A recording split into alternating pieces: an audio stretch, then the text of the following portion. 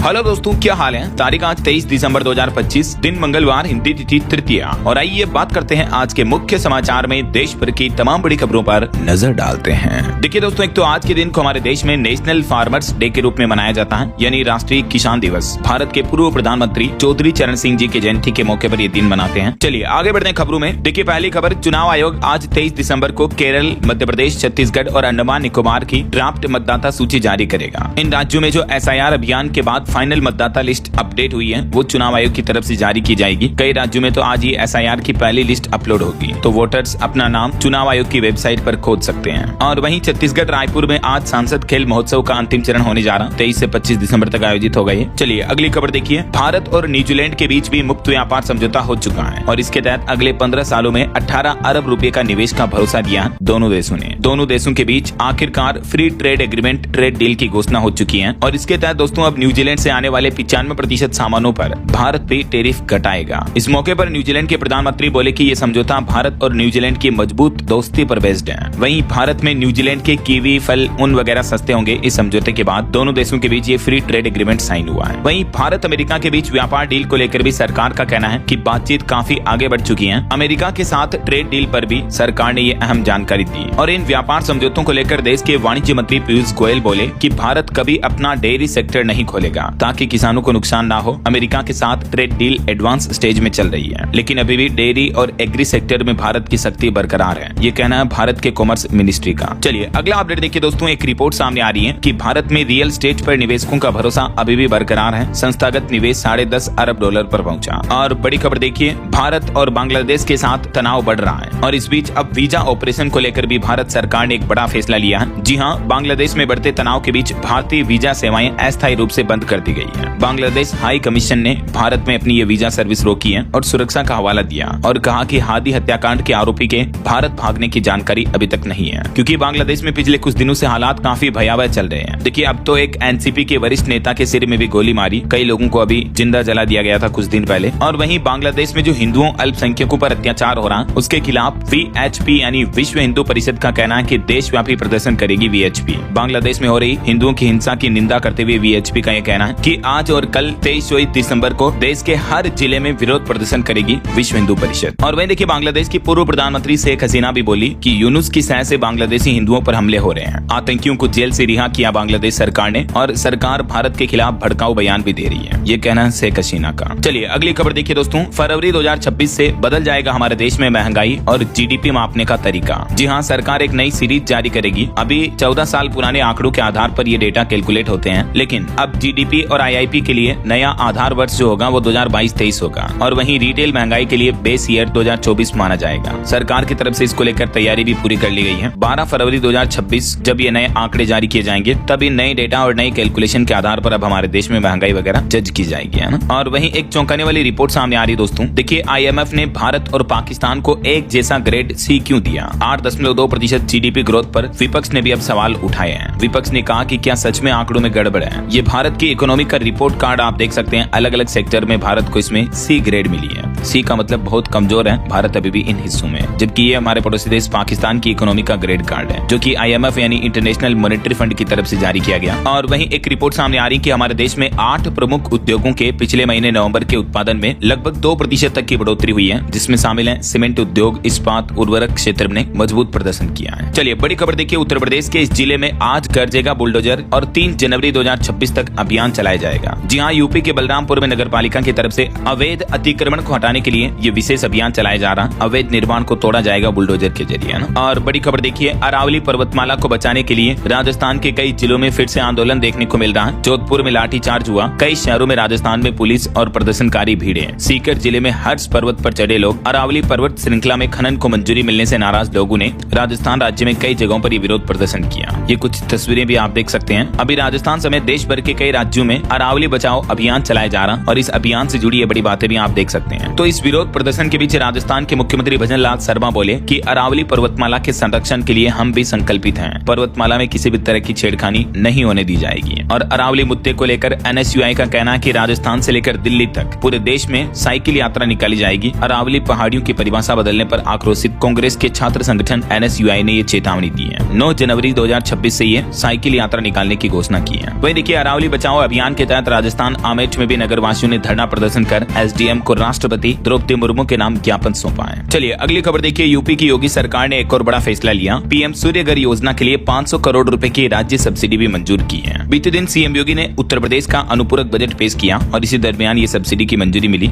और भी दोस्तों, बजट के दौरान MSME सेक्टर पर बड़ा दांव, निवेश, रोजगार को रफ्तार समेत कई बड़े फैसले लिए गए। मैं आपको आगे बताऊंगा पूरी डिटेल। फिलहाल देखिए अगली खबर, चुनाव आयोग की तरफ से जानकारी दी गई। 1 जनवरी 2026 को 18 साल की आयु पूरी कर चुके युवाओं के लिए भी वोटर बनने का मौका है। कल 24 दिसंबर से ही आप फॉर्म भर सकेंगे और ऑनलाइन ही मतदाता फॉर्म भर के वोटर लिस्ट में अपना नाम जुड़ा सकते हैं। चलिए, सोना चांदी के भाव पर खबर आ रही है कि सोना चांदी एक बार फिर से नए ऑल टाइम हाई पर पहुंचे। एक ही दिन में सोने का रेट 2191 रुपए बढ़ा और अभी गोल्ड का प्राइस 1,34,000 रुपए प्रति 10 ग्राम पहुंच चुका है। जबकि चांदी एक ही दिन में 7,500 रुपए और महंगी होकर चांदी का भाव 2,08,000 रुपए प्रति किलो पहुंच चुका है। देखिए, चांदी 2,10,000 के पास जाने में इतना तेजी में एकदम से बढ़ोतरी देखने को मिली चांदी में फिर से। और अलग अलग कैरेट के हिसाब से भी गोल्ड का प्राइस आप देख सकते हैं स्क्रीन पर। चलिए अगली खबर देखिए, भारत के CDS अनिल चौहान बोले कि भविष्य के युद्ध मल्टी डोमेन ऑपरेशनल होंगे। आतंकवाद से निपटने के लिए ऑपरेशन सिंदूर जैसा एक्शन जरूरी है और परमाणु देशों के बीच हमें संतुलन बनाना होगा। वहीं खबर आ रही, सरकार एक नया प्लान कर रही। देखिए, अब फास्टैग से न सिर्फ आपकी गाड़ी का टोल टैक्स कटेगा बल्कि पार्किंग से लेकर पेट्रोल भरवाने तक का पेमेंट भी आप फास्टैग से कर पाएंगे। सड़क परिवहन मंत्रालय इस तरह की योजना लेकर आ रहा और इस पर पहले से ही 6 महीने का ट्रायल हो चुका है, जो ट्रायल भी सफल रहा। तो अब नए साल 2026 में आपको फास्टैग मल्टीपर्पज देखने को मिलेगा, यानी एक ही फास्टैग से अलग अलग तरीके की भुगतान आप कर पाएंगे। ये देख सकते हैं किन किन सुविधाओं के लिए फास्टैग का इस्तेमाल कर पाएंगे। टोल टैक्स के लिए पेट्रोल पंप पर, EV चार्जिंग स्टेशन पर, फूड आउटलेट, वाहन मेंटेनेंस, सिटी एंट्री चार्ज समेत यात्रा के दौरान अन्य सुविधाओं का भुगतान भी आप फास्टैग से कर सकेंगे जल्दी, है ना। चलिए अगली बड़ी खबर देखिए, चौंकाने वाली रिपोर्ट सामने आ रही है कि रूसी सेना में अब भी 50 भारतीय फंसे हुए हैं। यूक्रेन जंग में 26 भारतीयों की पहले से ही मौत हो चुकी है। रूस यूक्रेन युद्ध के दौरान भारतीय लोगों को जबरदस्ती वहां की सेना में भर्ती किया गया और 50 भारतीय लोग अभी भी फंसे हुए हैं। केंद्र सरकार की तरफ से खुद ये डेटा जानकारी दी गई। देखिए, एक और भारतीय युवक का मामला सामने आ रहा। यूक्रेनी सेना की कैद में है गुजरात का एक छात्र है। उसने वीडियो बनाकर भेजा और कहा कि ड्रग्स केस में फंसाकर मुझे रूसी सेना में जबरन भर्ती कराया गया और फिर उसे जंग पर भेजा गया तो यूक्रेन की सेना ने उनको बंदी बना रखा। अभी ये गुजरात का एक स्टूडेंट है जो पढ़ाई करने के लिए गया था वहाँ। चलिए अगली खबर देखिए दोस्तों, बीते दिन एयर इंडिया के विमान में ट्रेजेडी देखने को मिली। एक इंजन हवा में बंद हो गया तो दूसरे इंजन से दिल्ली में इमरजेंसी लैंडिंग की गई। 335 यात्रियों को मुंबई ले जा रहा था ये विमान। वहीं खबर है 2000 साल पुरानी तकनीक का जहाज पोरबंदर से ओमान जाएगा। लकड़ी के तख्तों, नारियल की रस्सियों से इसको तैयार किया गया जो कि हवा के सहारे चलेगा। गुजरात के पोरबंदर से इस जहाज को ओमान भेजा जाएगा। इस रूट पर जाएगा, ये काफी लंबी दूरी है। और एक बड़ी दुख भरी खबर देखिए दोस्तों, पंजाब के पूर्व IG ने खुद को गोली मारी। अभी ये अस्पताल में भर्ती है, काफी सीरियस हालत चल रही है। और 12 पेज का इन्होंने एक खुद का नोट लिखा जिसमें इन्होंने लिखा कि इनके साथ 8 करोड़ का ऑनलाइन फ्रॉड हुआ। वेल्थ इक्विटी एडवाइजर बताकर ठगों ने इनसे पैसे ठगे। शेयर मार्केट ट्रेडिंग में निवेश करने के नाम पर झांसा दिया और फर्जी प्रॉफिट बताकर इनके साथ कुछ इस तरह से ठगी हुई। आए दिन मैं आपको बताता रहता हूँ दोस्तों, इस तरह के साइबर क्राइम के मामले देखने को मिलते रहते हैं और लोग बाग इनकी ठगी में फंस जाते हैं, तो सावधान रहें आप। एक और घटना देखिए, ये गुजरात के अहमदाबाद में 2 करोड़ 21 लाख की ठगी से बचे 3 बुजुर्ग और इनकी हालत ये थी कि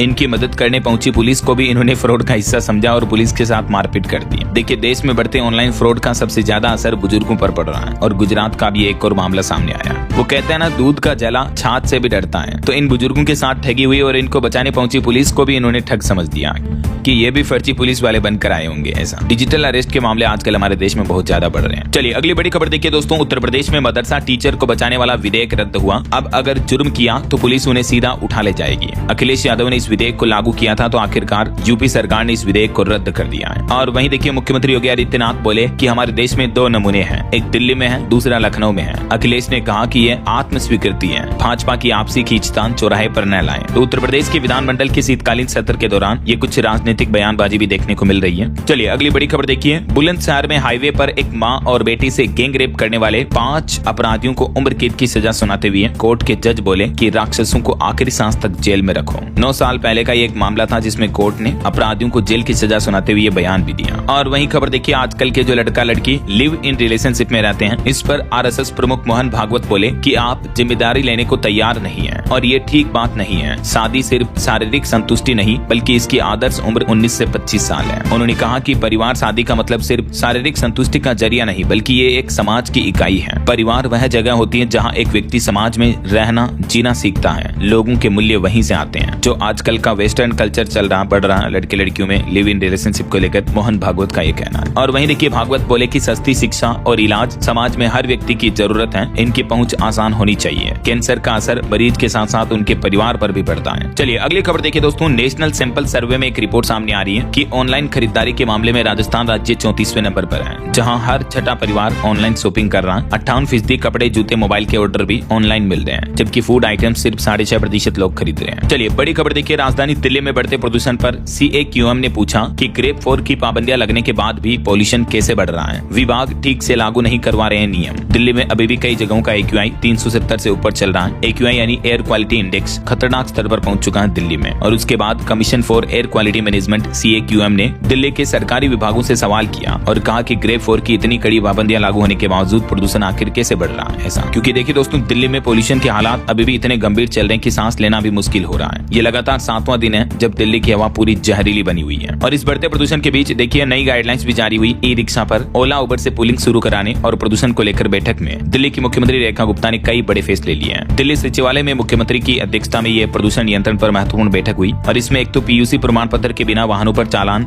जारी रखने के निर्देश दिए हैं और ओला उबर से पूल और शेयर बस सेवाएं शुरू करने पर भी विचार किया गया ताकि राजधानी में निजी वाहनों की संख्या कम से कम हो सके और ई रिक्शा संचालन को भी बढ़ावा देने के लिए गाइडलाइंस जारी की जाएगी जल्दी। और दोस्तों, पॉल्यूशन सर्टिफिकेट पर तो दिल्ली सरकार का कहना है कि हर हाल में वसूले जाएंगे 10,000। दिल्ली में अब माफ नहीं होगा PUC चालान। मुख्यमंत्री रेखा गुप्ता बोली कि जरूरत पड़ी तो कोर्ट तक जाएंगे और दिल्ली में इसी अभियान का असर दिख रहा है। देखिए, PUC प्रमाण पत्र जारी होने का भी नया रिकॉर्ड बन गया। 25 साल में पहली बार आंकड़ा एक ही दिन में 50,000 के पार पहुंचा। ज्यादा से ज्यादा लोग बाग अब अपनी गाड़ी का PUC सर्टिफिकेट बनवा रहे हैं। बहरहाल अभी तो अपन कुछ और महत्वपूर्ण और काम की खबरें देखेंगे दोस्तों, लेकिन फिलहाल वक्त तो चला है आज के ताजा मौसम समाचार जानने का। और हाँ, एक छोटी सी रिक्वेस्ट आपसे ये है कि अगर आप DLS न्यूज चैनल से अभी तक भी जुड़े नहीं हो तो जुड़ जाइए। DLS न्यूज चैनल को सब्सक्राइब करके बेल आइकन जरूर दबा दीजिएगा और इस वीडियो पर एक लाइक और शेयर भी कर देना ताकि आपको रोजाना की ताजा खबरें, महत्वपूर्ण मुख्य समाचार, काम की न्यूज अपडेट सबसे पहले आपके मोबाइल पर मिलते रहेंगे। ओके, और चलिए बिना टाइम वेस्ट किए सीधा आगे बढ़ते मौसम अपडेट में। तो देखिए, राजधानी दिल्ली में एयरपोर्ट पर भी मौसम की मार दिख रही है। बीते दिन भी 500 से ज्यादा उड़ानें लेट हुई, 14 फ्लाइट्स कैंसिल हुई, औसतन 30 मिनट से ज्यादा देरी से चल रही फ्लाइट्स भी। वैसे दिल्ली के अलावा भी देश भर के कई राज्यों में घना कोहरा छाया हुआ है। मध्य प्रदेश, राजस्थान, हरियाणा समेत कई जगहों पर विजिबिलिटी 30 मीटर से भी कम चल रही है। जम्मू कश्मीर में तो 1 फीट तक बर्फबारी भी देखी गई। उसके बाद मुगल रोड बंद हुआ। यूपी, झारखंड में ठंड की वजह से 4 लोगों की मौत भी हो गई। इतनी कड़ाके की ठंड देखने को मिल रही है। ये कुछ राज्यों की स्थितियां देखिए आप। मध्य प्रदेश में तो इतना तेज कोहरा पड़ रहा है कि ब्लाइंड मॉर्निंग सी हो रही है। मतलब सुबह सुबह तो दिख भी नहीं रहा, 50 मीटर भी दिखाई नहीं दे रहा। विजिबिलिटी इतनी कम हो रही है। इस वजह से सड़कों पर एक्सीडेंट का खतरा भी बढ़ रहा है। कुछ यही हालात राजस्थान में भी देखने को मिल रहे हैं। देखिए, जयपुर पहुंची 2 फ्लाइट हवा में ही अटक गई। कोहरे में छुप रहे हैं पूरे शहर। और राजस्थान में भी कल से तेज सर्दी पड़ने की चेतावनी है। 4 डिग्री तक और गिरेगा तापमान। अब दिन भी ज्यादा ठंडे होंगे। उत्तर प्रदेश में भी लखनऊ समेत यूपी के 25 जिलों में घने कोहरे की चेतावनी है। 25 दिसंबर से ठंड और बढ़ेगी यूपी में भी। और बीते दिन भी देखिए, कोहरे की वजह से यूपी में कई बड़े सड़क हादसे हो गए। पूर्वांचल एक्सप्रेसवे पर कार टकराई जिसमें बाप बेटे समेत 3 लोगों की मौत हो गई। 26 जिले तो उत्तर प्रदेश के शिमला से भी ठंडे चल रहे हैं और 40 शहरों में घना कोहरा छाया हुआ है। इस वजह से 100 ट्रेनें भी लेट हुई। इधर छत्तीसगढ़ में भी देखिए दोस्तों, पेंड्रा मेन पार्ट में जमी ओस की बूंदे,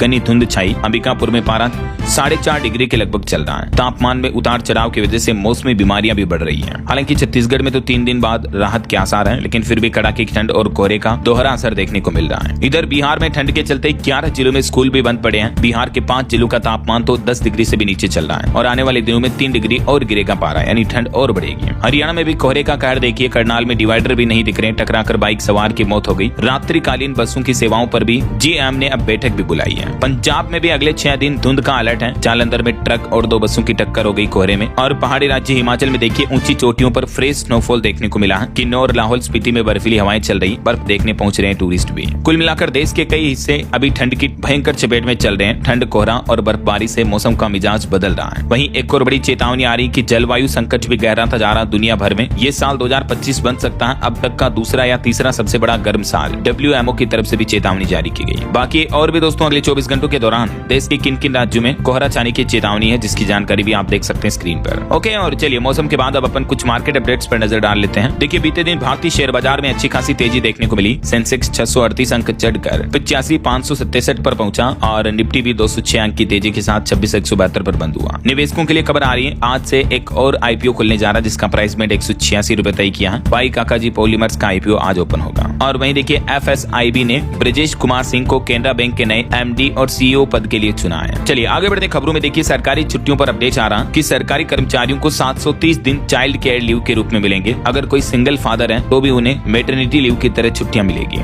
नए नियम में ड्यूटी पर घायल होने पर 2 साल का विशेष अवकाश भी दिया जाएगा सरकारी कर्मचारियों को। दरअसल मध्य प्रदेश के 6.5 लाख से भी ज्यादा कर्मचारियों के लिए राहत की खबर है दोस्तों। 1 जनवरी 2026 से ही छुट्टियों का पूरा कैलेंडर बदलने जा रहा MP में, और अब मध्य प्रदेश में सरकारी कर्मचारियों को कई और नई छुट्टियां भी मिलेगी। देखिए साल की शुरुआत में ही खाते में आ जाएगी EL यानी अर्निंग लीव। शिक्षकों और प्रोफेसरों को भी मिलेगी 10 दिन की एक्स्ट्रा EL। ड्यूटी पर घायल होने वाले कर्मचारियों को 2 साल तक विशेष अवकाश दिया जाएगा। CL के साथ जुड़ जाएगी मेडिकल लीव भी, और प्रोबेशनर्स के लिए भी छुट्टियों को लेकर सरकार ने नियम स्पष्ट किए हैं। चाइल्ड केयर लीव के रूप में दूसरे साल 80% वेतन दिया जाएगा, यानी सवैतनिक अवकाश ले सकेंगे सरकारी कर्मचारी, है ना। तो ये दोस्तों छुट्टियों को लेकर मध्य प्रदेश सरकार की तरफ से कुछ अतिरिक्त नए नियम लागू किए गए हैं, जिसमें देखिए एक तो चाइल्ड केयर लीव यानी CCL में सेरोगेसी और सिंगल फादर भी अब शामिल होंगे। इसके अलावा सरकारी कर्मचारी एडवांस में भी अपनी छुट्टियां ले पाएंगे। चलिए अगली बड़ी खबर आ रही है। देश का अब तक का सबसे बड़ा डेटा लीक सामने आया है। 68 करोड़ ईमेल पासवर्ड बाहर हुए, यानी लीक हो चुके हैं इंटरनेट पर। मध्य प्रदेश साइबर एजेंसी की तरफ से यह हाई अलर्ट जारी किया गया, जिसमें कहा गया है कि देश के करोड़ों लोगों की निजी जानकारियां, ईमेल और पासवर्ड लीक हुए हैं। लगभग देश भर के 68 करोड़ से भी ज्यादा लोगों का डेटा खतरे में है। MP स्टेट साइबर सेल ने लोगों को कहा कि तुरंत आप अपने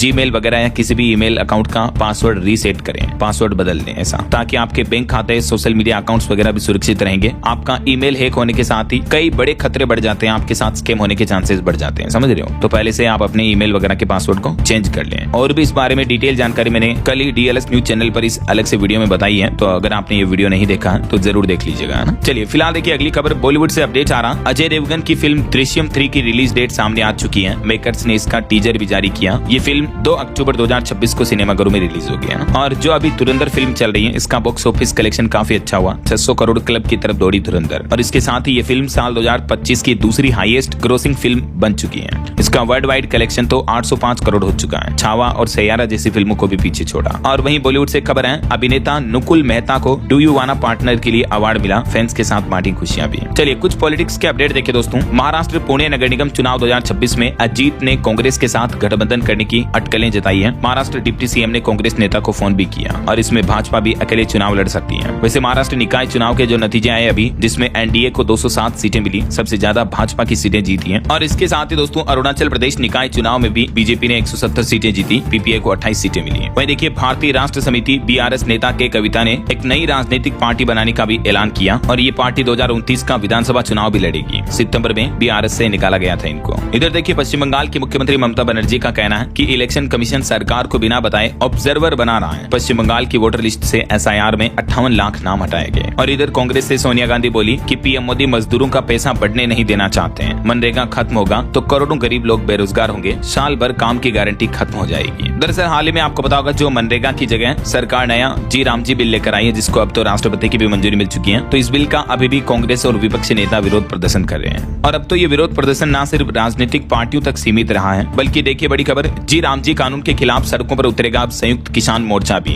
यानी किसान भी अब इस बिल का विरोध करने का ऐलान किया है। 16 जनवरी 2026 को प्रतिरोध दिवस मनाने का ऐलान किया है संयुक्त किसान मोर्चा ने भी। और बड़ी खबर देखिए हरियाणा के फरीदाबाद की जो अल फलाह यूनिवर्सिटी का हाल ही में मामला सामने आया था, दिल्ली ब्लास्ट से जुड़े डॉक्टरों के इससे लिंक पाए गए। तो इस यूनिवर्सिटी पर अब शिकंजा कसने की तैयारी की जा रही है। विधानसभा में इसको लेकर बिल भी पास हो चुका है। 28 जनवरी को माइनॉरिटी कोटा पर भी सुनवाई होगी। वहीं खबर आ रही कि उत्तर प्रदेश में फिर से बढ़ सकती है चुनाव आयोग की SIR की समय सीमा। सपा मुस्लिम वोट बैंक मैनेजमेंट में भारी पड़ी, भाजपा की टेंशन बढ़ी। और वहीं देखिए इलेक्टोरल बॉन्ड्स पर भी एक चौंकाने वाली रिपोर्ट सामने आ रही है दोस्तों, कि 9 चुनावी ट्रस्टों ने दिए 3811 करोड़ रुपए। पार्टियों को मिला 200% ज्यादा चंदा, जिसमें बीजेपी को 82% चंदा मिला है। तो ये रहे कुछ पॉलिटिक्स के अपडेट। और चलिए आगे बढ़ते खबरों में कुछ इंटरनेशनल न्यूज अपडेट देखे दोस्तों। द रॉयटर्स की रिपोर्ट सामने आ रही है कि लीबिया को 400 करोड़ डॉलर के हथियार बेचेगा हमारा पड़ोसी देश पाकिस्तान। वहीं खबर है अब सोशल मीडिया अकाउंट भी चेक किए जाएंगे जो H1B वीजा या H4 वीजा पर अमेरिका जाना चाहते हैं तो ऐसे लोगों को ट्रंप सरकार के नए नियमों से काफी परेशानी होगी, है ना। वहीं खबर है एप्स्टीन स्कैंडल मामले में भी फाइल्स में डोनाल्ड ट्रंप की फोटो फिर से ऑनलाइन अपलोड की गई। इसमें मेलानिया ट्रंप की तस्वीर भी शामिल है। और वहीं खबर आ रही कि अमेरिकी सेना के हमलों में 104 लोगों की मौत हो गई, 29 बोटें भी नष्ट हुई। अमेरिकी सेना ने ड्रग तस्करी रोकने के अभियान के तहत समुद्र में इन नावों पर यह हमला किया। और वहीं खबर देखिए, एक उपग्रह को कक्षा में स्थापित नहीं कर सका जापान का H3 रॉकेट। अमेरिकी निर्भरता खत्म करने की योजना को बड़ा झटका लगा है। और दोस्तों एक बड़ा अंतर्राष्ट्रीय हादसा हो गया इंडोनेशिया में। अनियंत्रित बस पलटने से 15 लोगों की मौत हो गई, कई लोग और घायल भी हो गए। चलिए आगे बढ़ते हैं अपन खबरों में। कुछ अपराध की दुनिया से जुड़ी खबरें देखिए दोस्तों। नीले ड्रम से भी खौफनाक हत्याकांड का एक मामला सामने आया है। ग्राइंडर से अपने पति के शरीर को काट दिया, नाले और गंगा में बहा दिए टुकड़े। प्रेमी के साथ मिलकर पति की नरसिंह हत्या की। उत्तर प्रदेश के संभल के चंदोसी में एक पत्नी ने प्रेमी के साथ मिलकर एक पति की बेरहमी से हत्या कर दी, टुकड़े टुकड़े कर दिए, शव को ग्राइंडर से काट दिया। और होशियारी देखिए, उसके बाद पत्नी ने अपने पति की गुमशुदगी की रिपोर्ट भी दर्ज कराई। पत्नी ने अपने बॉयफ्रेंड के साथ मिलकर एक कारोबारी पति के ये टुकड़े टुकड़े कर दिए। व्यवसायी था पति, सोते वक्त ग्राइंडर से हाथ पैर काटे। यार हद होती है अमानवीयता की भी, दरिंदगी की भी। क्या कहोगे ऐसे जानवरों के बारे में दोस्तों। उत्तर प्रदेश के आगरा में भी एक और मामला देखने को मिला। पत्नी ने अपने प्रेमी संग मिलकर पति की हत्या करा दी, 1.5 लाख की सुपारी देकर रास्ता साफ किया। अलीगढ़ पुलिस ने यह खुलासा किया। चलिए आगे बढ़ते हैं खबरों में। देखिए बड़ी खबर, हरियाणा में बदला दुकानात कानून, अब श्रमिकों को मिलेगी बड़ी राहत। नियुक्ति पत्र से ओवर टाइम भुगतान तक कई बड़े बेनिफिट दिए जाएंगे, ओवर टाइम का पैसा भी मिलेगा। हरियाणा के नायब सिंह सैनी सरकार ने कैबिनेट बैठक में श्रमिकों समेत ये कुछ बड़े फैसले लिए हैं, जिसके तहत श्रमिकों को, मजदूरों को ये कुछ बड़े फायदे भी मिलेंगे। वहीं एक रिपोर्ट आ रही कि छत्तीसगढ़ दिवस के मौके पर सरकार ने लगभग 7 करोड़ के विज्ञापन दिए। आत्मानंद स्कूलों के फंड में भी 64% तक की कटौती का मामला सामने आ रहा है। और झारखंड सरकार का एक बड़ा फैसला देखिए, वन क्षेत्र में डीप बोरिंग पर रोक लगा दी गई। नदी तालाब से पानी लेने पर भी पाबंदी रहेगी। बोरवेल करवाने पर भी रोक लगाने का आदेश जारी किया है। खबर है मध्य प्रदेश में भी आज जारी होंगे SIR के आंकड़े। 38 लाख लोगों के नाम काटे जाने के अनुमान है। और दिल्ली की मुख्यमंत्री ने प्रदूषण को लेकर सभी संबंधित विभागों से भी जवाब मांगा। बीते दिन मुख्यमंत्री रेखा गुप्ता की अध्यक्षता में एक कैबिनेट बैठक भी हुई। वहीं दोस्तों हरियाणा विधानसभा में वेतन भत्ता और पेंशन संशोधन विधेयक 2025 भी पास हो चुका है। इस विधेयक के बारे में और भी डिटेल जानकारी आप देख सकते हैं। वहीं हरियाणा में अब 23 जिले होंगे। हांसी को अलग जिला बनाने के लिए नोटिफिकेशन भी जारी हो चुका है। भारत के प्रधानमंत्री नरेंद्र मोदी ने फोन पर न्यूजीलैंड के PM से भी बातचीत की। इसी दरमियान दोनों देशों के बीच फ्री ट्रेड समझौते का भी ऐलान हुआ। मैंने आपको बताया था शुरुआत में, है ना। चलिए अगली खबर देखिए, उत्तर प्रदेश के मुख्यमंत्री योगी आदित्यनाथ ने कैबिनेट बैठक में कुछ बड़े फैसले लिए। देखिए पूर्वी यूपी के 7 जिलों को मिलाकर गठित होगा काशी विंध्य क्षेत्र। और इस क्षेत्र में कौन कौन से जिले शामिल होंगे, वो 7 जिलों के नाम और लिस्ट भी आप देख सकते हैं। वहीं देखिए उत्तर प्रदेश में 15,000 करोड़ का निवेश होगा। हल्दीराम स्नैक्स की भी यूनिट लगाई जाएगी। यूपी कैबिनेट में और भी कई महत्वपूर्ण फैसले लिए गए। इसके साथ ही उत्तर प्रदेश की विधानसभा में अनुपूरक बजट 2025-26 भी पेश हुआ। टोटल 24,497 करोड़ का बजट पेश किया योगी सरकार ने। सेहत, बिजली व उद्योगों के लिए भी 13,000 करोड़ रुपए बजट में रखे हैं। और भी इस बजट में अलग अलग क्षेत्रों के लिए सरकार ने कितना बजट तय किया, इसकी जानकारी भी आप देख सकते हैं स्क्रीन पर। तो ये यूपी के अनुपूरक बजट की कुछ मुख्य बातें रही। और इस अनुपूरक बजट में OBC छात्रों के लिए भी 362 करोड़ रुपए दिए गए। दिव्यांग जनों का भी विशेष ख्याल रखा गया है। वहीं खबर आ रही दोस्तों, सीमेंट सेक्टर में अदानी ग्रुप ने एक बड़ा दांव खेला। अंबुजा में होगा SCC और ओरिएंट कंपनियों का विलय, बोर्ड की मंजूरी मिल चुकी है। और खबर आ रही, आधार कार्ड और डिजिटल पेमेंट पर सरकार का मास्टर स्ट्रोक। जन कल्याणकारी योजनाओं में गड़बड़ी 13% घटी है इस नए डिजिटल टैक्स सिस्टम के जरिए। और खबर आ रही, भारत ने लिया पाकिस्तान के दुश्मन की मदद करने का एक बड़ा फैसला। विदेश मंत्रालय की तरफ से यह बड़ा ऐलान किया गया। भारत ने अफगानिस्तान की यह मदद करने की ऐलान की है। हेल्थ के सेक्टर में ये अफगानिस्तान की मदद की जा रही है। वहीं एक रिपोर्ट सामने आ रही कि जेनेरिक से इनोवेशन की ओर शिफ्ट करता भारतीय फार्मा 2047 तक $500 अरब का उद्योग बनाने का लक्ष्य तय किया है फार्मास्यूटिकल इंडस्ट्री का। और खबर है, चीनी दूतावास ने भी भारतीयों के लिए लॉन्च किया ऑनलाइन वीजा सिस्टम। अब दस्तावेज जमा कराना आसान होगा। वहीं BCCI ने महिला क्रिकेटरों को बड़ी सौगात दी। घरेलू महिला खिलाड़ियों और मैच अधिकारियों की फीस में ऐतिहासिक बढ़ोतरी की है। कितनी बढ़ोतरी की गई देख सकते हैं आप। और इससे महिला खिलाड़ियों को अब ज्यादा वेतन, ज्यादा मूल्य मिल पाएगा खेलों में, है ना। वहीं वैज्ञानिकों की एक चेतावनी देखिए, इस सदी के अंत तक अमेज़न के 38% जंगलों पर विलुप्ति का खतरा मंडराया हुआ है। पूरी जलवायु प्रणाली प्रभावित हो जाएगी अगर अमेज़न के जंगलों का इतना बड़ा हिस्सा खत्म हो जाता है तो। क्योंकि जलवायु परिवर्तन यानी क्लाइमेट चेंज का असर दुनिया भर में दिख रहा है। इस वजह से गर्मी बढ़ रही है, जंगल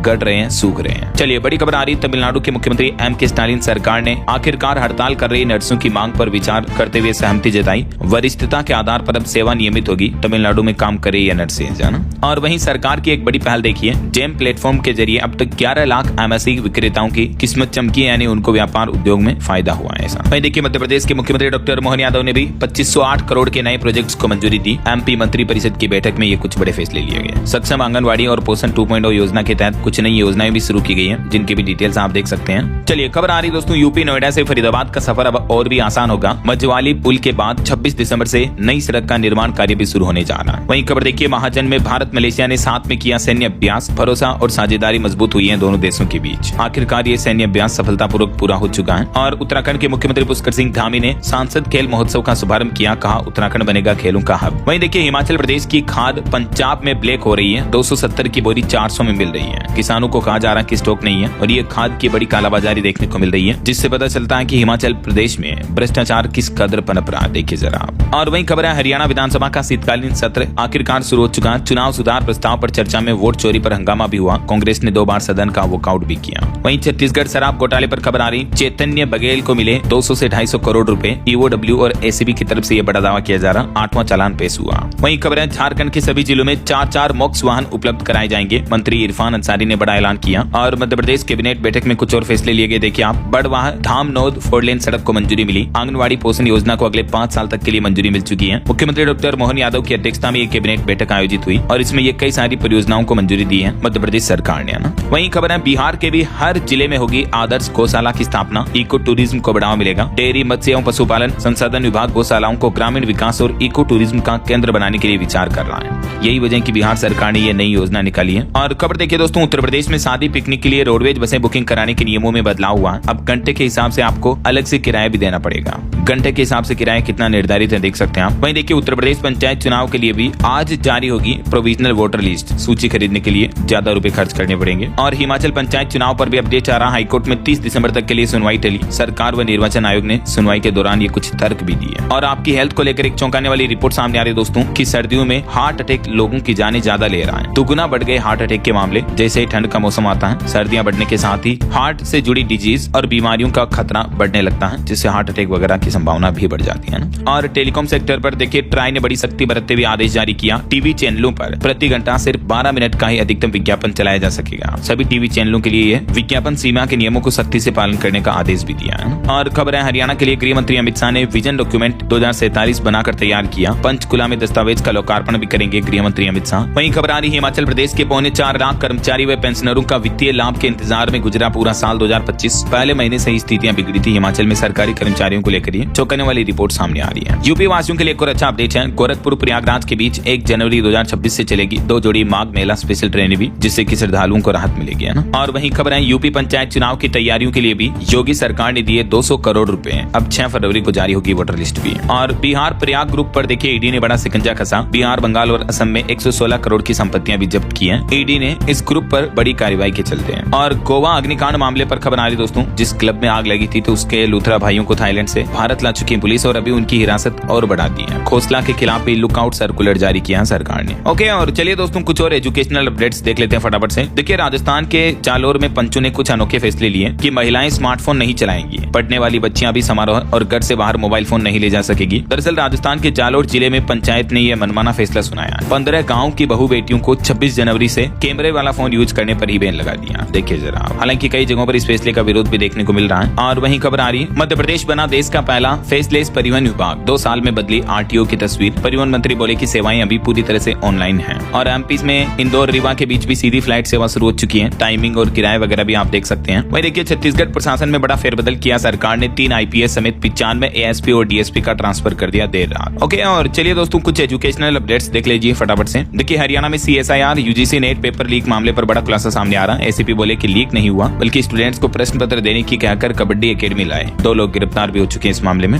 और यूपी में 2158 पदों पर भर्ती के लिए आज से आवेदन शुरू हो चुके हैं। यूपीपीएससी ने विज्ञापन जारी किया। पशु चिकित्सा अधिकारी के भी 404 पद हैं। वहीं दोस्तों, यूपी होमगार्ड की लिखित परीक्षा की तिथियों की घोषणा भी हो चुकी है। 25 से 27 अप्रैल 2026 तक 3 दिन में होगा एग्जाम। चलिए अंत में आज के राशिफल पर नजर डाल लेते हैं। देखिए, धनु और तुला राशि वालों को प्रमोशन मिल सकता है। वहीं सिंह और वृश्चिक राशि वालों को भी रियल एस्टेट में फायदा होने के योग है। और भी कुछ अलग अलग राशियों का राशिफल आप देख सकते हैं स्क्रीन पर। और हाँ दोस्तों, आप मुझे कमेंट करके बताइए कि हाल ही में भारत के किस राज्य में एक नया जिला बनाया गया। कमेंट में लिखिए। सही जवाब देने वाले लोगों को रैंडमली सेलेक्ट होने पर डीएलएस न्यूज टीम की तरफ से एक शानदार सरप्राइज गिफ्ट जीतने का मौका मिलेगा। और इसी के साथ ही अगर आपको वीडियो अच्छा लगा तो इसे लाइक करना, शेयर भी करना। DLS न्यूज चैनल को सब्सक्राइब करके बेल आइकन जरूर दबा देना रोजाना ऐसी इन्फॉर्मेटिव जानकारियां, महत्वपूर्ण समाचार देखते रहने के लिए। ओके, ख्याल रखिएगा अपने आपका, अपने परिवार का। मिलेंगे अगले नेक्स्ट अपडेट में, तब तक के लिए जय हिंद, जय भारत, वंदे मातरम।